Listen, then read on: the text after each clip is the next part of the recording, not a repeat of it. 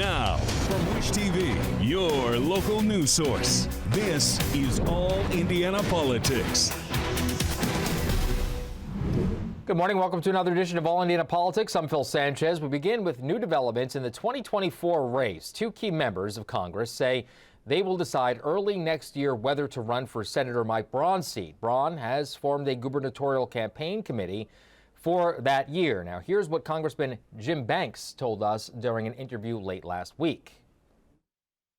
Well, I'm taking a strong look at it. Mike Braun has been a strong conservative senator for our state, and Indiana deserves a strong conservative to take his place to represent the whole state of Indiana. I've served for 3 terms now. I'm going into my 4th term in the House. I've been a conservative leader. I chaired the largest conservative caucus. I've been an outspoken conservative on the most important issues of the day for Indiana and for our country. So I'm taking a strong look at it. My wife and I and our family will be talking about it over the holidays, and we plan to make an announcement very soon in the new year. Meanwhile, Congresswoman Victoria Spartz said something similar in a release on Thursday. She says the Senate definitely could use more real people from the ground, not more D.C. creatures, but it's a huge undertaking to make it better. I have to decide how and where I can bring the most value, and we'll let you know for sure in January, February of next year. The next member of Indiana's congressional delegation is learning the ropes. Erin Houchin will succeed Trey Hollingsworth next month. She represents the 9th District, that's Southern Indiana, and she talked to our government reporter Garrett Berquist. Let's welcome in Congresswoman-elect Erin Houchin. Congresswoman-elect, thank you for joining us today. Thanks for having me. So tell me about the transition from being a state lawmaker, which is your most recent background, to serving at the federal level. Yeah, there's a lot of carryover. There's a lot of similarities between legislating at the state level and then moving on to the federal level. It's, the policies are a little bit different, but the structure, it's a much bigger scale, a lot more people. The committees are, much larger, but the work is largely very similar. What are some of the key pieces of legislation that we can expect from you once you're sworn in January? I'm going to be I'm hoping to get on the Financial Services Committee. Indiana has had a member of our delegation on that committee since at least the 113th Congress. We're entering the 118th.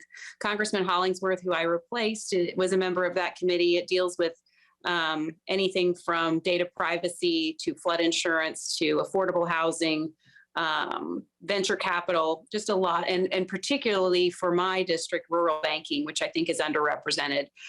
So I hope to get on that committee.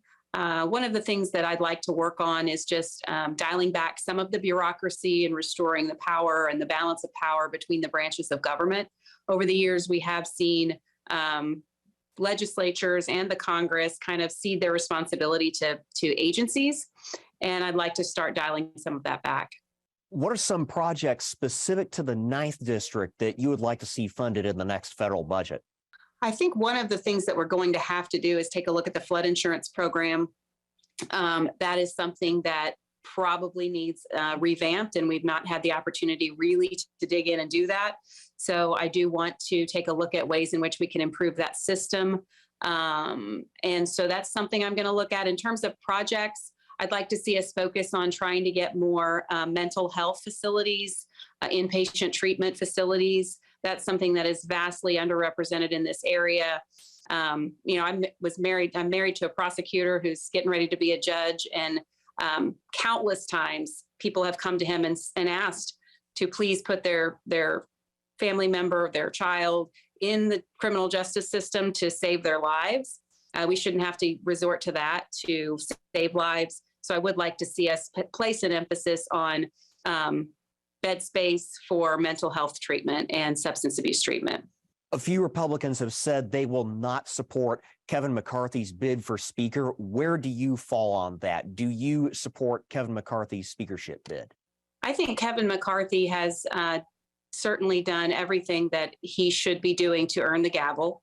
I have had people reach out to me about supporting Representative Andy Biggs within the district, but I've also had people from the district reach out to me and ask for me to support Leader McCarthy. I can tell you that Leader McCarthy has put in the work. He has met with members of the Freedom Caucus for hours on end, making improvements to our rules process. And he also has gone around the country and helped us elect this majority. I think what I would, the position I would take is, my perspective is he's done a great job as our leader, as a candidate. I've watched him.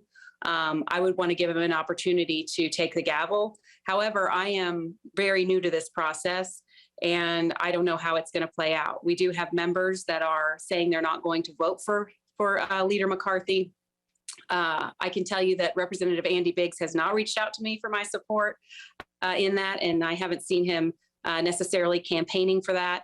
But I am open to conversations about how to improve the process. My experience in the last few months has been that Leader McCarthy is certainly willing, and other leadership members are willing to have those conversations. Some Republicans have called for greater congressional oversight regarding military aid to Ukraine. If you end up serving on a committee with that task, how do you plan to approach this? Yeah, I do think we need to have greater oversight on the funds to Ukraine. I'd like to see us audit how those funds have been distributed and spent. Those are tax dollars of the American people that are going to support that effort. And I certainly think we need to support the Ukrainian people, but at the same time, we need to make sure that spending is happening in a responsible manner. So I would support auditing that spending. The detention of Brittany Griner has drawn a lot of attention to the cases of other Americans being wrongfully detained overseas. Griner, of course, is now safely back in the United States. The James Foley Foundation has recommended several policy changes. Should Congress make changes to how the U.S. government communicates with families of wrongfully detained Americans, or how it organizes and conducts recovery efforts? You know, I'm not sure how those conversations take place. What I can tell you is just my perspective, that I think that we shouldn't be trading, this so-called merchant of death for, I'm glad that we have an American citizen back home, but we've left a Marine behind. And I think that overall, it makes all Americans less safe if they're traveling to Russia.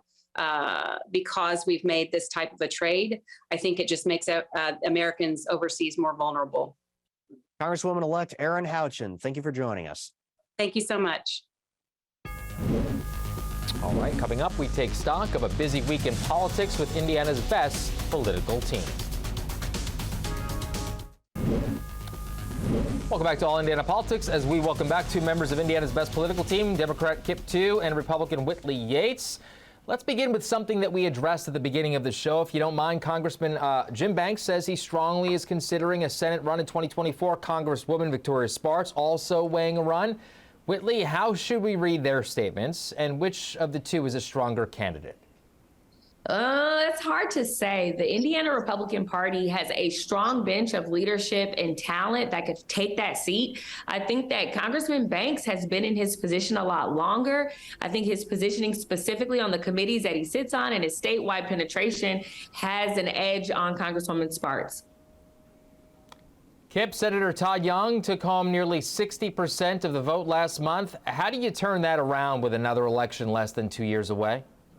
Well, 2 years is a long time in politics, so I guess that's the best way to say it. Democrats have a lot of work to do between now and then for us to be competitive.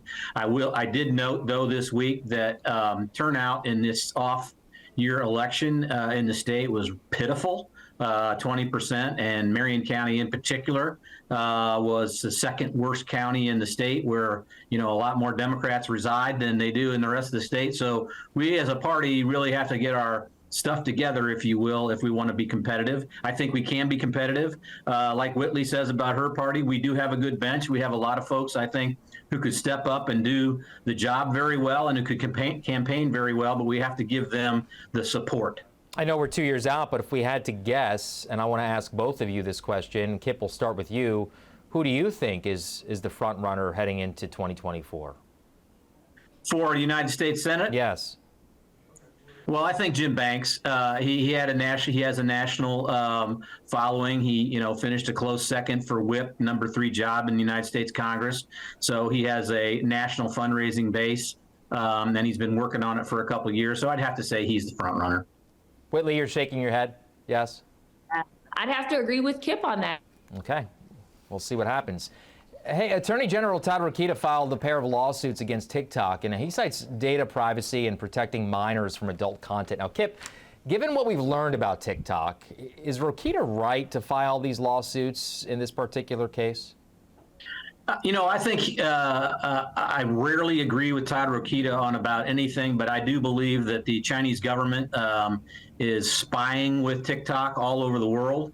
And lots of places are banning them. They're banned partially in Europe. They're banned in some other places. So I think that it's wise to be very, very cautious about the reach of that so-called social media platform. So in this instance, I don't know if I agree with the particulars, but I do agree with greater scrutiny and perhaps try and prevent TikTok from being able to do some of the things that they're doing. So Whitley, I mean, it seems like every generation has something like this, rock and roll, violent video games.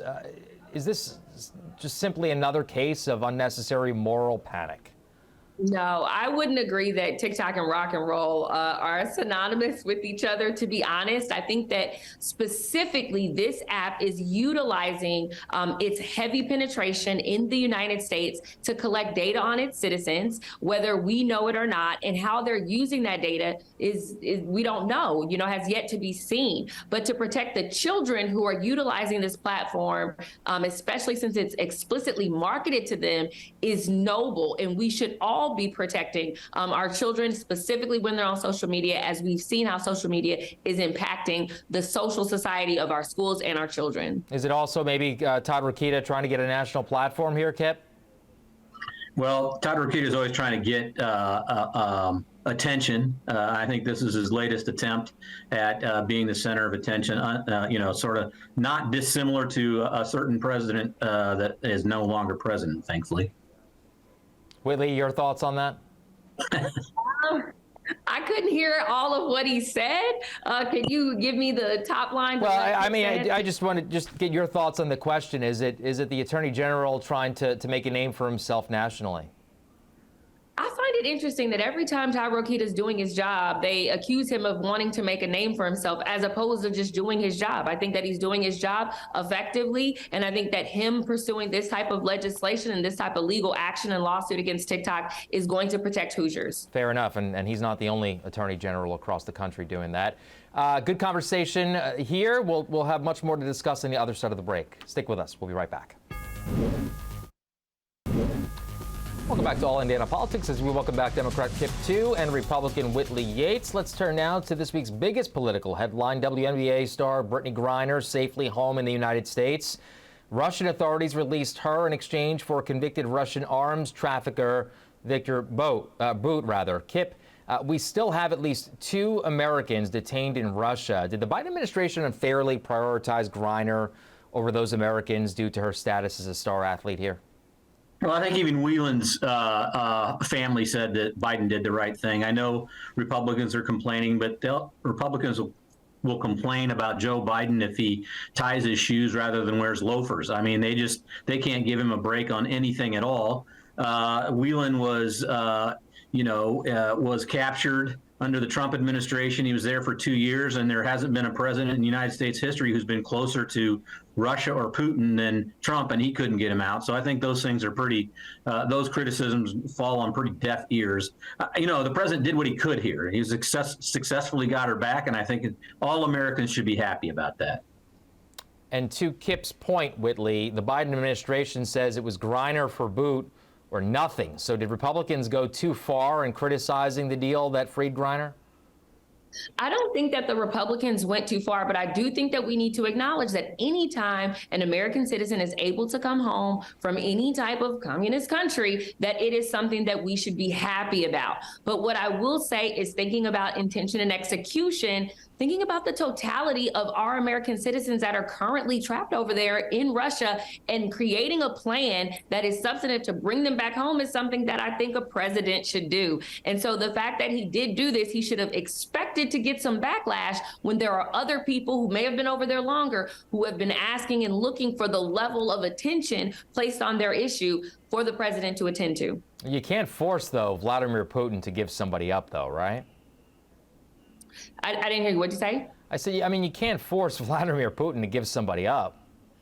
No, you can't. But if you're negotiating to have the surrender of American citizens back to their home country, I think instead of looking at just one, we should have looked at all of who we had and tried to create a deal that most benefited us. And I think that trading just one when we had others over there at a time like this did not necessarily do us justice, specifically for who we traded Brittney for. Kip, your response. Well, I mean, the response was what we said originally, which was the Biden administration tried to get them both, and Putin said no. It should have been Trump who got Whelan out because Trump and Putin are pals, and he couldn't do it. So, Putin's using it for leverage for other things, and we just need to recognize it. Okay, well, closer to home now, House Republican leader Kevin McCarthy still does not appear to have the support of 218 Republicans in his bid for Speaker, and he still faces challenges from the party's right wing. Whitley, Republicans will have only a slim majority, as you very well know. Does this signal trouble for the party's agenda in Congress? I don't think that it seems trouble at all. To be honest, right now, the Republican Party is trying to figure out what is next. And with Speaker McCartney and his role, and if they want that level of leadership or that same style of leadership, is honestly up to those members of the House to decide. I don't think that it's alarming at this point yet. And I think that they are trying to decide the best direction of leadership to take this party in and to take the House in. Whitley, I know you can't see Kip, but he was pretty animated when you were commenting there. So, and you're smiling now, Kip, so I know you want to respond. Go ahead. Well, I mean, she's sticking to the talking points, but anybody that has two eyes can see that they've got a huge problem. If the person that they nominated can't get to 218, that's a huge problem for the Republican Party. We have, being fully transparent, Chris Sinema from Arizona this week announced that she's switching to independent. So both parties have problems on both sides of the hill, and it just speaks to the issues of how difficult governing is these days because Americans are so dissatisfied. So luckily on the Democratic side, she says she's going to continue to caucus with the Democrats to the extent that committee chairmanships and those types of things are going to stay in Democratic hands. But Kevin McCarthy right now has got a big problem because he can't get to 218, and he's got to get there, or he's not going to be Speaker. So, Kip, should Democrats work with Republicans to try to get a more moderate Speaker? Potentially. Right now, I think conversations are happening. I don't know what to expect as going to be the outcome of that. It's pretty big. It's a pretty big deal. You brought up the Sinema news. Are you worried about Manchin? No, I'm not. Whitley, I want to get your thoughts on Sinema. I mean, I just think it's interesting that the first line of defense is to work with the Democrats to help us pick a speaker. That is the absolute opposite of what the Republican Party needs to do. Nancy Pelosi was not working with any of the Republicans. She was actually in total opposition of almost all of them who didn't subscribe to her agenda. So I don't think that we should be working with the Democrats to try and figure out who our speaker should be and who should represent us, because that's not what they would do. And they definitely weren't working with us. So, and your thoughts, Whitley, on Sinema becoming an independent? I can't hear you. Your thoughts on Sinema becoming an independent? I think that this was primed to happen. As we saw, there was a lot of contention with some of the votes and how people were voting. Manchin and Sinema have kind of just been these two outliers, I would say, within the Democratic Party. Not surprised on the independent part, as Bernie Sanders is also an independent, but I don't think it actually means what people think that it means, which is more of an alignment with the Republican Party. 30 seconds left, Kip. Take us home. Well, I think she wants to be an independent, and she kind of has voted that way. So I'm not that surprised that she made this move. I think she was in great peril for re-election or being nominated as a Democrat in the Arizona primary, and so she did it for political preservation.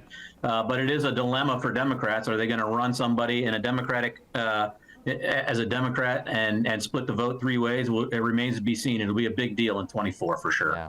Well, it's a busy week. Kip, Whitley, have a great rest of your week, and we'll talk to you soon. Thank you. We'll be right back. And thank you for joining us for All Indiana Politics this week. We'll be back here next Sunday morning at 9:30. Have a great rest of your weekend.